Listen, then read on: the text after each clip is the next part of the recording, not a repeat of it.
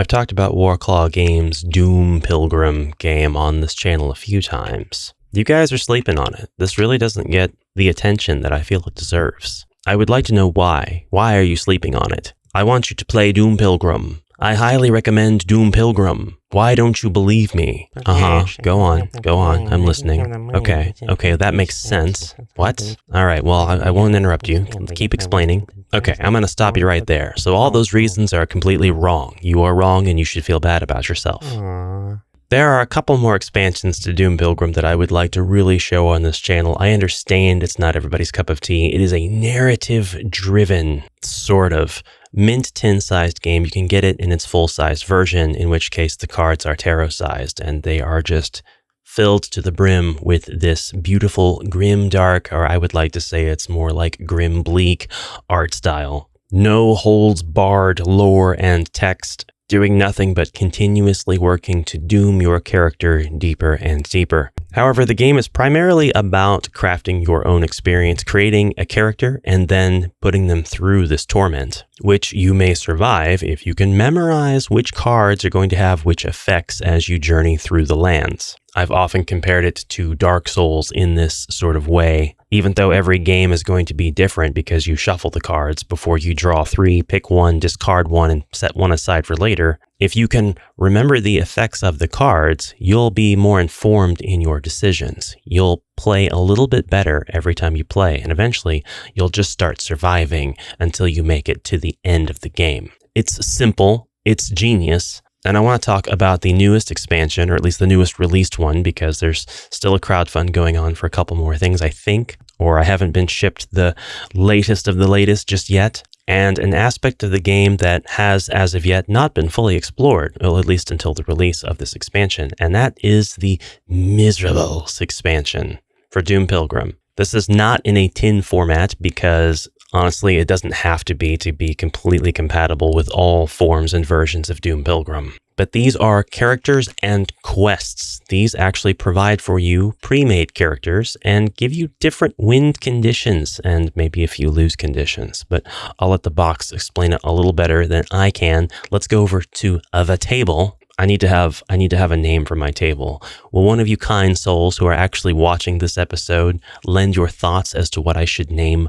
my gaming table so that when I have these transitions, I can be a little bit more cool about it? Onward to the table for now. Here I have a copy of Doom Deeper Pocket, which is the mint tin version of Doom Deeper, which is already an expansion / standalone game to Doom Pilgrim. I have an unboxing video for Doom Pilgrim as well as this pocket version of the expansion on the channel already. I show this to give you a size comparison in case you are one of the esteemed followers who is also a Doom Pilgrim enjoyer. We have on the cover just somebody who is so happy to be here. Look at this goofball. He's just smiling. He's living a very contented life in his dungeon with his giant scythe and his broadsword strapped to his peg leg via chain. Welcome home, brave heroes. I'm Ash, this is Ash Quest, and this is Doom Pilgrim Miserables. Or it could be Misrala. Doom Pilgrim is a game about your fate and your own personal doom. It means your life story is forming when playing, and having any set character would not be in accordance with this main idea. However, once you have generated a couple of your own stories, once you have sealed several fates with more or less ugly endings, why don't you take on some preset paths finally, with maybe some individual set goals as well? And that is why Doom Pilgrim Miserables is here. It brings 36 preset characters with their own illustrations, detailed blackline drawings as on the Doom Pilgrim character sheet, their own basic life stories, their own set of abilities and stats, and also their own quests as alternatives to the basic survive all cards aim of the game. This supplement is compatible with both the basic and pocket versions of Doom Pilgrim, as well as all their expansions, and as such, was completely worth buying off of the Game Crafter during the crowdfund. We have this amazing fold-out box, all of the art carefully placed, thoughtfully worked into how you are going to see this when you take everything out. I continue to be impressed by Tryer's art over at Droned Artworks. I follow the artist and the creator of these games, and I can tell you that all of these are released as paintings which are available for licensing. You can actually license these works for use in your game. Using Miserables with Doom Pilgrim or Doom Pilgrim Pocket is very simple. And by the way, Doom Pilgrim and Doom Pilgrim Pilgrim Pocket are exactly the same game in every way. Just the form factor is different. Instead of large cards, you get these smaller ones. The rule set is exactly the same, but there are some abbreviations for some of the terms to make sure there's plenty of space for that card's text without shrinking the text down such that it becomes a strain to read. Just choose a character from the cards and write down their stats, items, etc. into the character sheet before your game. You will represent this character during the game, and so you also have a particular quest ahead of you. It means new conditions for winning the game. You can either take it as an alternative to the default ones, which is going through the deck, and then you can win this or that way no matter what. Or you can play a harder type of game where the default aim of the game does not apply, and you need to fulfill the quest to win. But keep in mind, for this kind of gameplay, you need as many cards in your deck as possible.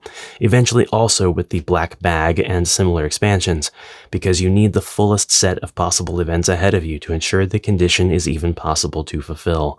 In this case, the usual quest reward of discarding from the bottom does not make sense, so trade discarding 3 cards for healing that many psychic drops or 1 disease, curse, or mental disorder. Seems like a lot of text, a bit of an info dump if you haven't played Doom Pilgrim, but trust me, that system is one of the most simple there is. You can combine the characters with lots from the Doom Pilgrim dice system. If you don't want to choose freely from the characters, you can take one at random after shuffling the deck with them, or draw 3 at random and choose one. You can also try to win for all of them one after another. Some are harder to play than the others. None of them is easy for sure.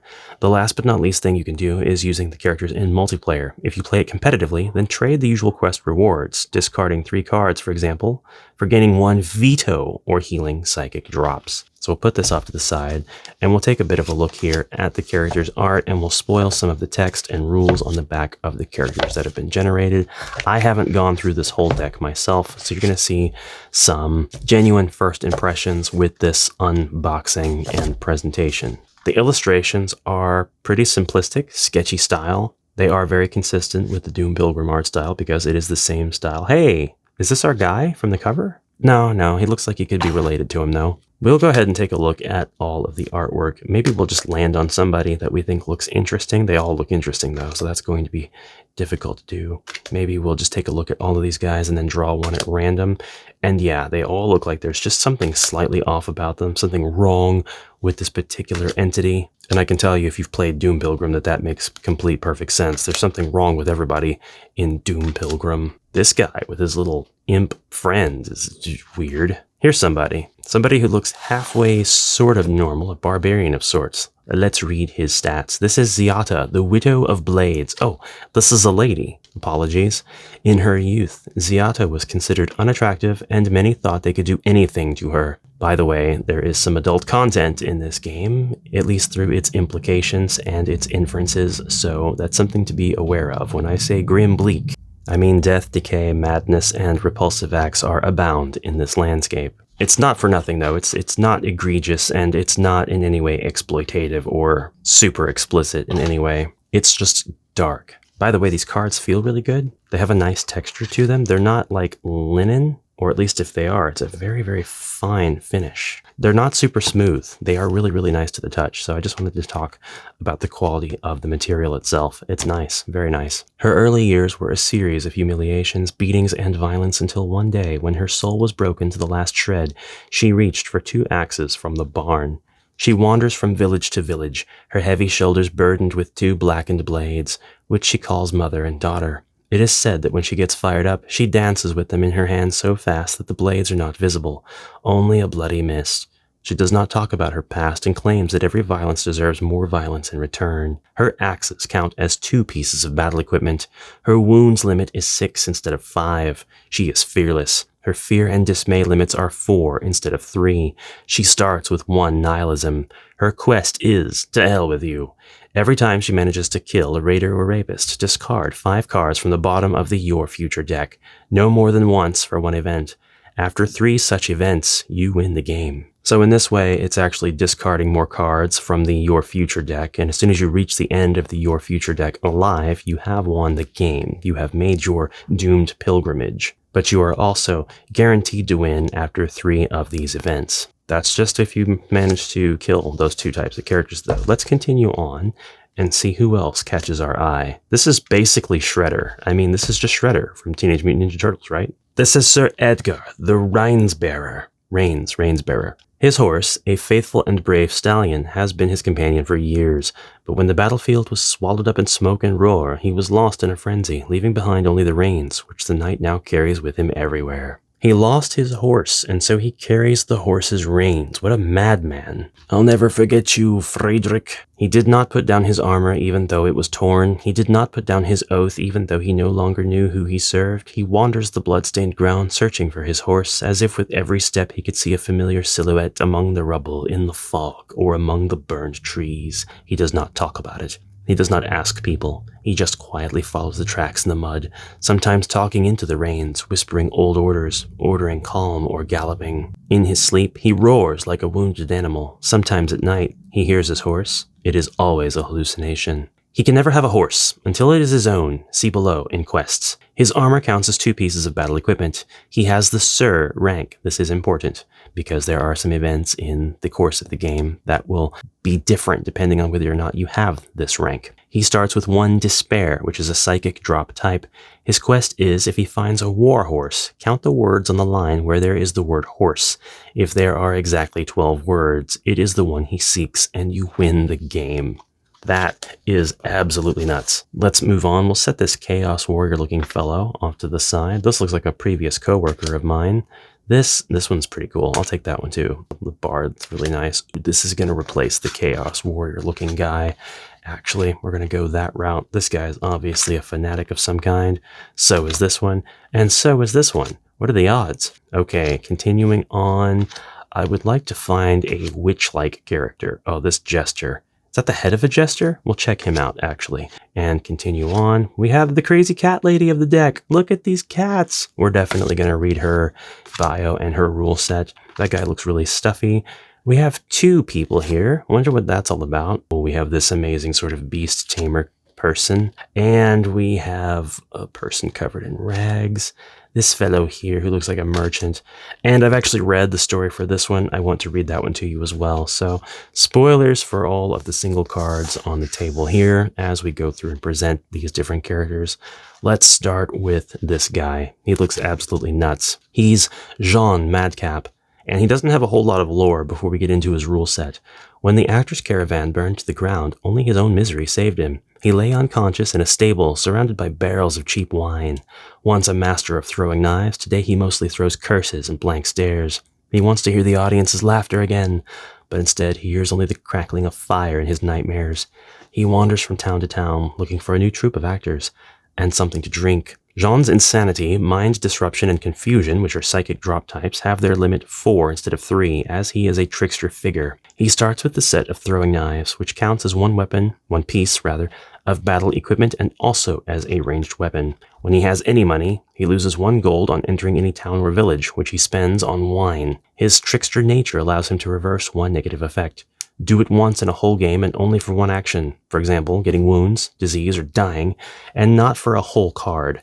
Come up with an alternative narrative in such a case. His quest is, if he meets a traveling group of actors, he can join them for a new career and you win the game. Definitely one of those cards where you'll only get that alternative win ending if you can find the probably 1 other card. I can't imagine there are too many of those where you can win the game. It might be the very first card you draw.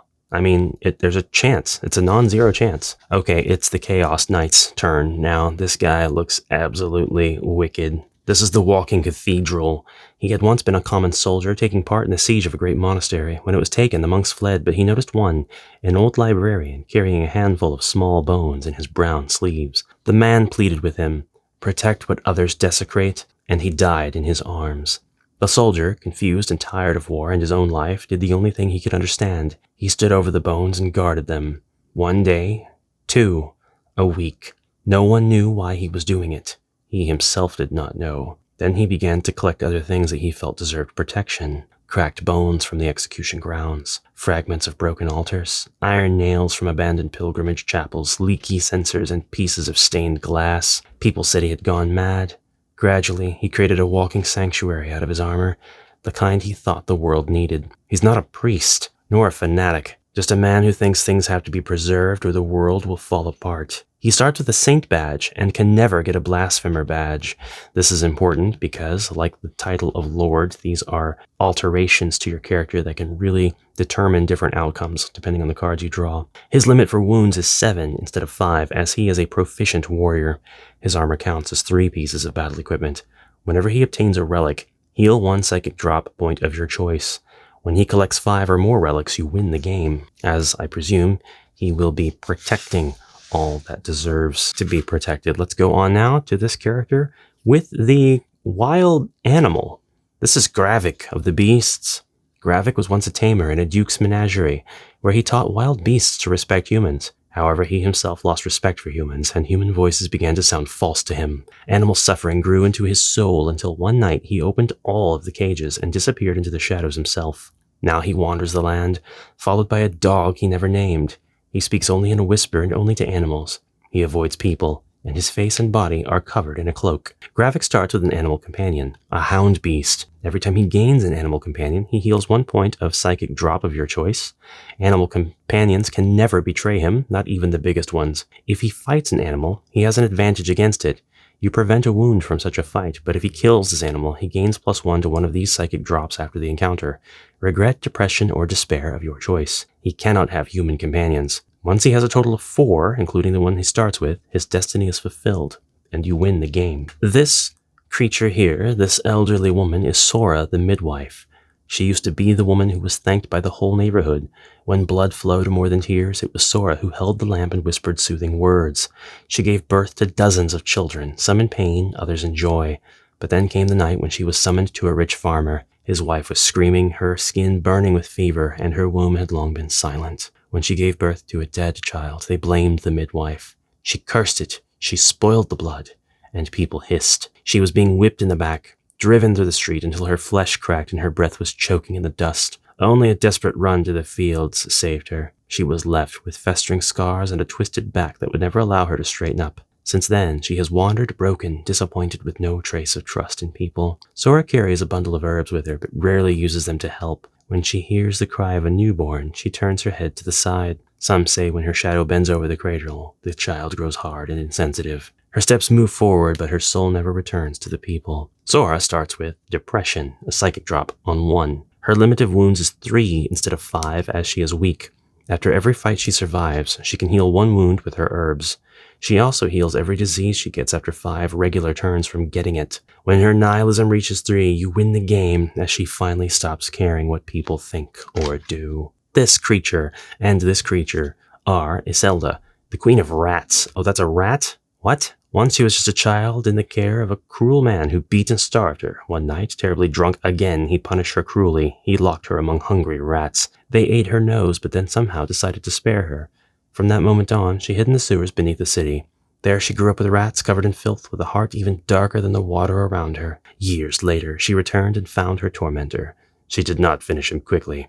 She let the rats do their work. Now, she left the dark tunnels, and even though she feels more animal than human, she wants to find her destiny. A creature that looks like the hybrid of a rat and a hound is her loyal companion. How? How did she get that? Iselda starts with the rat monster companion, to whom she can delegate up to 3 wounds from fights.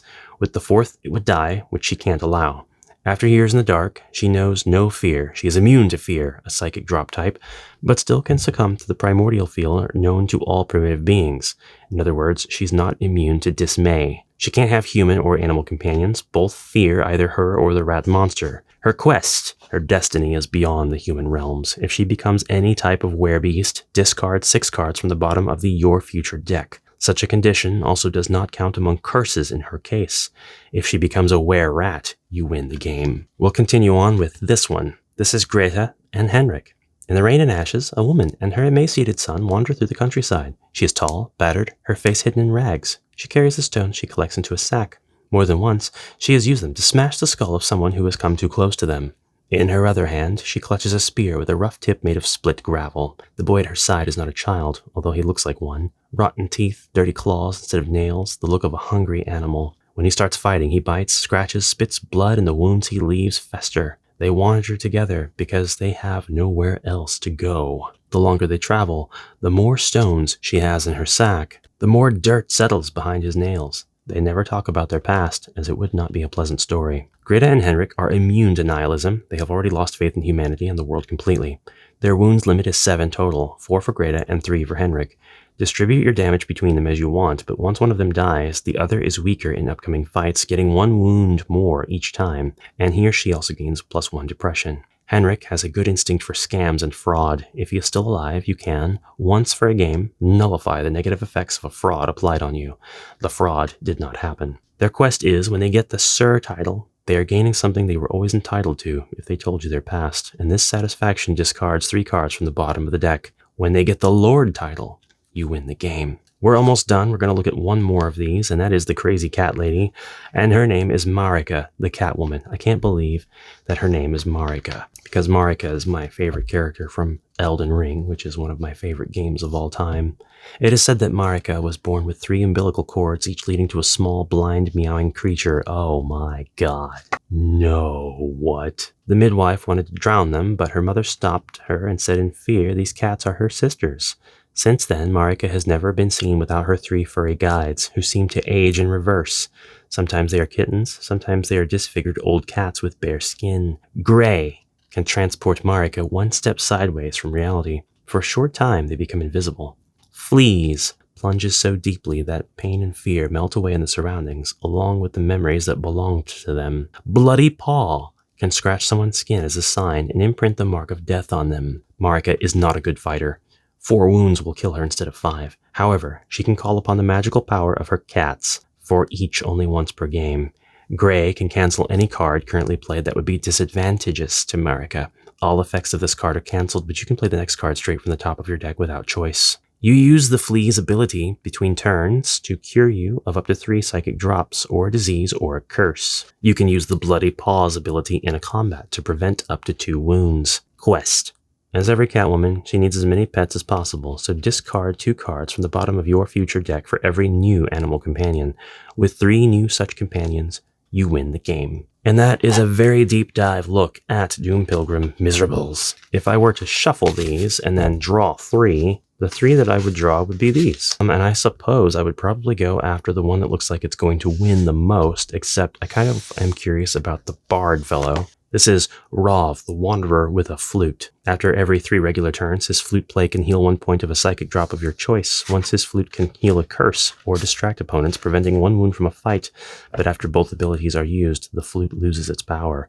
Once Rov gathers 5 gold, you win the game. Doesn't seem like anything really negative with that character, so I think I would have a pretty good chance of winning the game there. Although getting gold in Doom Pilgrim is not an easy feat. Brave viewers and pilgrims alike, I hope you'll let me know what you thought about this presentation if you got to the end of this video. I want to thank my very kind channel sponsors, the lovely patrons and channel members alike who make all of this stuff possible for me to do. I will see all of you in the next exciting adventure. Go play Doom Pilgrim. Find salvation through suffering. Goodbye for now, folks, and onward.